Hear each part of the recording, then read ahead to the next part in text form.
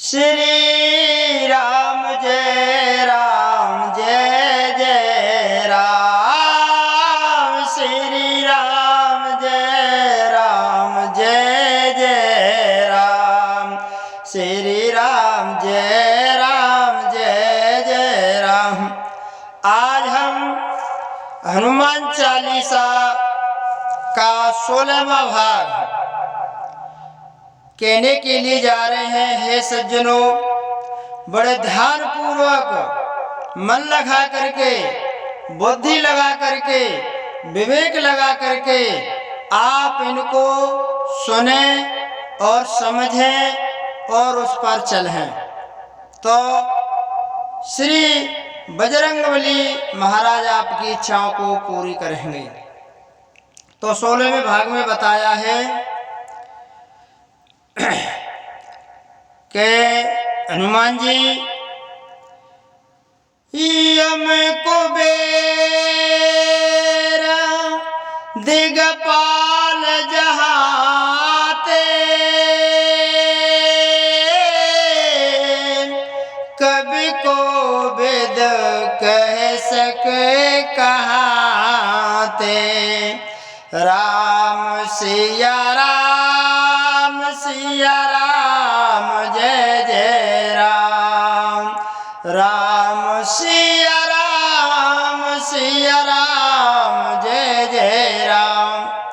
यम कुबेर दिगपाल जहाते हनुमान चालीसा की 16वीं भाग 16वीं चौपाई दोहा सहित है। सुनिए सज्जनों, यम को है यमपुरी हनुमान जी ने कई बार यानी जाकर के संतों के वचनों को सत्य करने के लिए है, राम नाम की मर्यादा को रखने के लिए है, यमपुरी जाकर के राजकुमारों की प्राण शक्ति को ला करके और संतों को सौंपा और संतों को दे करके उनके वचन का सत्य किया है। यमपुरी को राक्षसों से नष्ट होते होते हनुमान जी ने बचाया। यमराज जो सूरपुत्र थे, सुनुमो यानी सूर की दूसरी पत्नी थी, उनके यानी पुत्र थे, उनको राक्षसों से यानी हनुमान जी ने बचाया। तो हनुमान जी के यानी यम ऋणीयते हो गए, कुबेर भी यानी ऋणी हो गए। यम कुबेर, कुबेर को देवता का खजांची माना जाता है और धन संपत्ति का जो मालिक है वह कुबेर है। तभी तो कहते हैं कि कुबेर भंडारी। एक बार पांडवों ने अश्वमेध यज्ञ किया था, तब धन की जरूरत पड़ी, तब कुबेर से ही लिया गया था। कुबेर की संपत्ति का पूरा प्रयोग तो रावण ने किया था। जो लंका सोने की थी, नाना प्रकार के रत्नों से जड़ित सुशोभित हो रही थी, वे कुबेर के ही धन से आनी थी। जब लंका हनुमान जी ने जलाई और तब रावण के कहने पर विश्वकर्मा के द्वारा लंका की क्षति को कुबेर के धन से हुई और कुबेर पर इस समय की यानी उस समय जो लग्जरी विमान था वह कुबेर का ही था और किसी के पास में नहीं था। जो मन की गति से चलने वाला था, मन की इच्छा से यानी चलने वाला था और उसी प्रकार चलता था जब जिसका मन करता था। और उस विमान को कुबेर से रावण युद्ध क्षेत्र में जीत करके लाया था। रामायण में भी तुलसीदास ने कहा है, एक बार कुबेर पर धावा,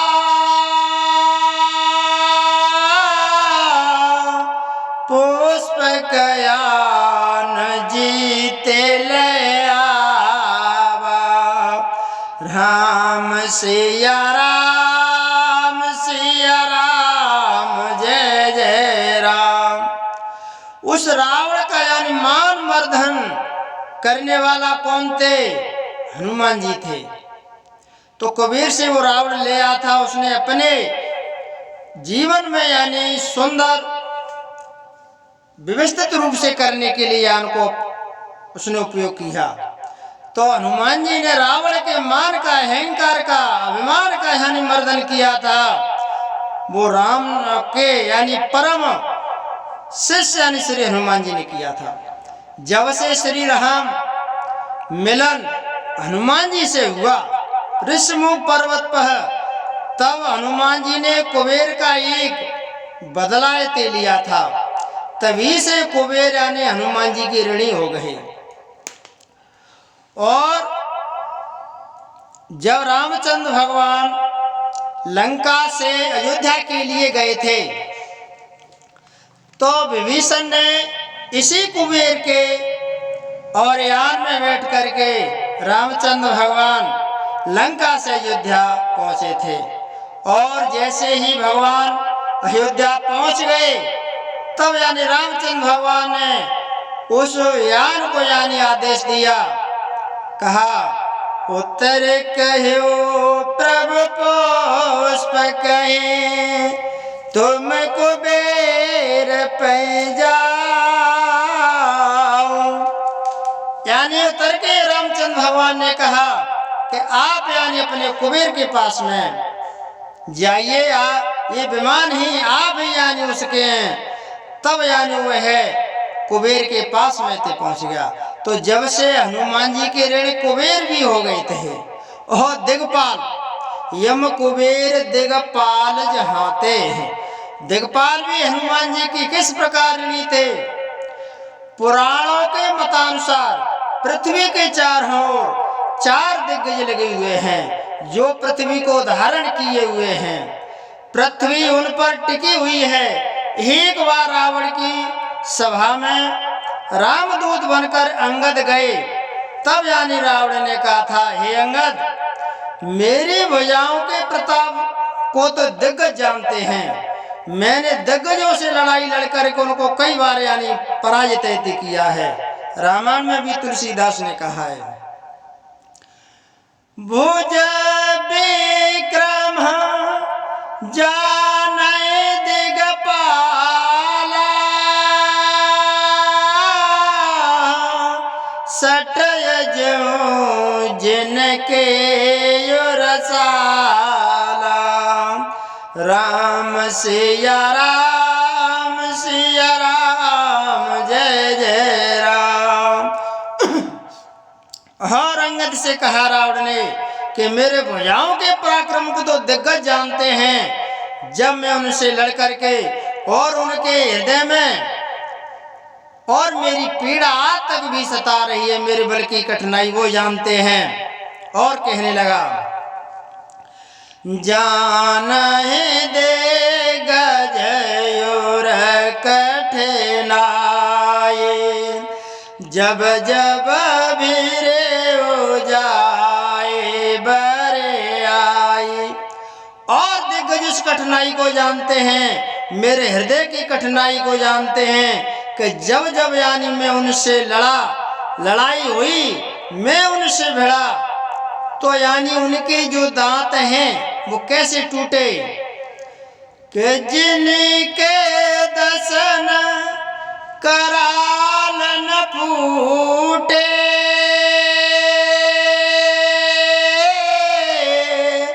और लागत मूलक टूटे। राम सिया राम जय जय राम। जिनके दसन करहरण टूटे फूटे, यानी उनके जो दसन हैं, उनके जो दांत हैं किस प्रकार टूटे कि उनके दांत जैसे मेरे हृदय में लगे। तो जिस तरीका से मूली टूट जाती है, उसी तरीका से दिग्गजों के दांत तो टूट गए थे। और रावण ने यहां तक कह दिया था अंगद से, कहे अंगद, दिगपालन में नीर भरावा, भूप सुजस खल मोए सोनावा। दिगपालन में नीर भरावा,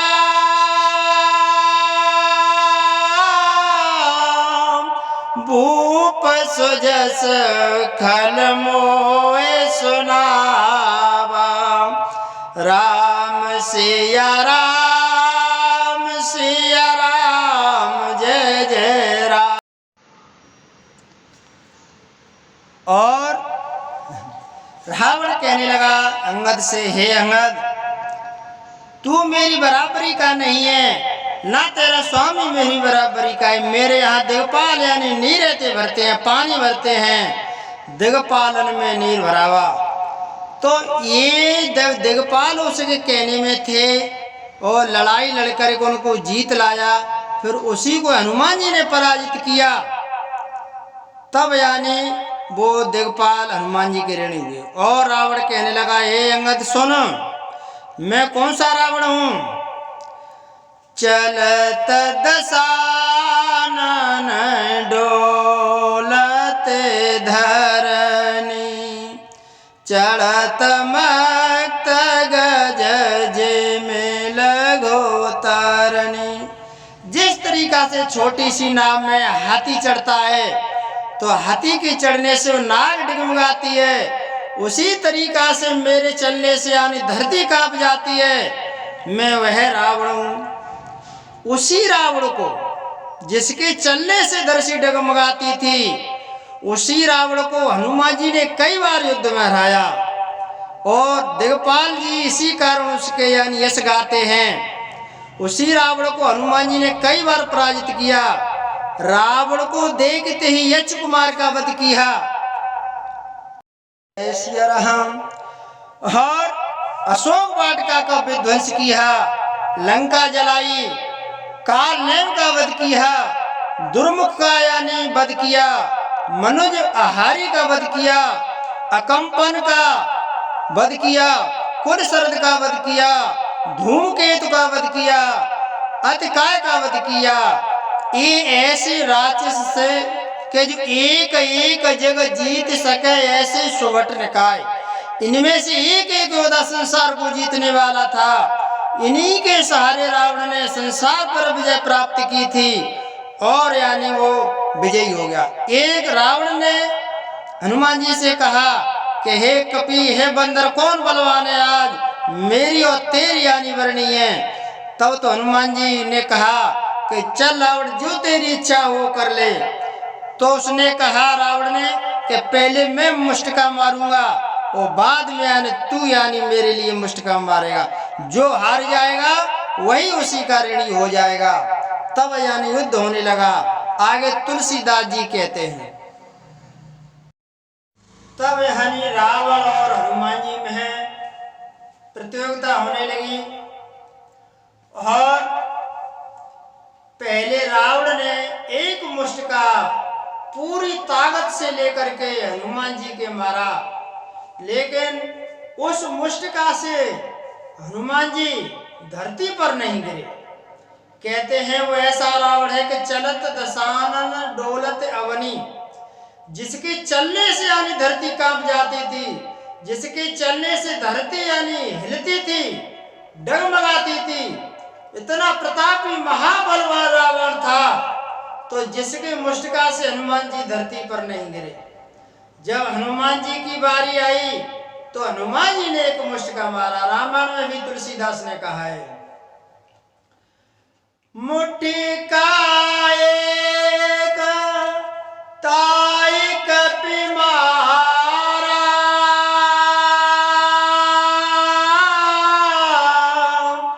परे उसे लजनु वज्र प्रहारा।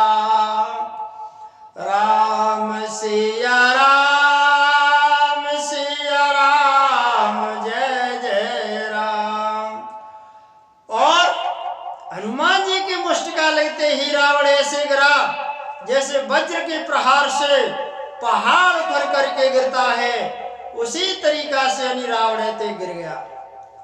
तो जब जब यानी ताकत का काम पड़ा तो हनुमान जी ने रावण को यानी पराजित किया। तो दिगपाल हनुमान जी की ऋणी थे, और तभी तो यानी दिगपाल और हनुमान जी के यानी ऋणी होने के कारण यम कुबेर दिगपाल जहाते, कब कोविद कह सके कहाते। जब सृष्टि में परम ब्रह्म परमात्मा रामचंद्र भगवान उनके ऋणी थे, हनुमान जी के कहा सुन सुत तोय उरण में नाही, देखो कर विचार मन माही, मैं आपका ऋणी हूँ। लक्ष्मण जी ऋणी थे, मैया सीता जी ऋणी थी, नारद ऋणी थे, सारद ऋणी थी, और यम कुबेर दिगपाल और शेष भगवान यानी ऋणी थे। जब ये सब ऋणी थे संसार में, जिन हनुमान जी के सुमिरन करने से अष्ट सिद्धियां प्राप्त हो जाती हैं और 9 निधियां प्राप्त हो जाती हैं, लौकिक पारलौकिक काम सरल रात सुगम हो जाते हैं, और उन हनुमान जी के यानी गुणों का क्या कवि कोविद कवियों का समाज उनके गुणों की वर्णन कर सकता है? नहीं कर सकता है, नहीं कर सकता है, नहीं कर सकता है। तब तो यानी कहते हैं कि हनुमान जी सबसे यानी अग्रणी थे, किसी के ऋणी नहीं थे। सभी यानी सृष्टि के जितनी भी तनधारी हैं, जीवधारी हैं, सभी यानी उन्हीं के ऋणी थे। ये भैया हो, आप इस चैनल को लाइक करना, सब्सक्राइब करना। क्यों? लाइक करने से, सब्सक्राइब करने से हनुमान चालीसा के 40 भाग आपके पास में क्रम क्रम से यानी आते जाएंगे। और कमेंट में लिखना जय श्री राम, जय श्री राम, जय श्री राम, जय श्री राम, जय श्री राम। बंदा पावन पवन कुमार,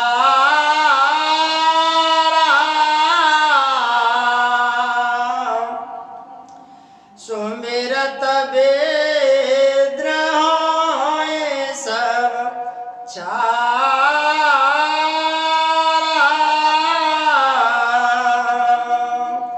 कवन सुकाज कठिन जग मा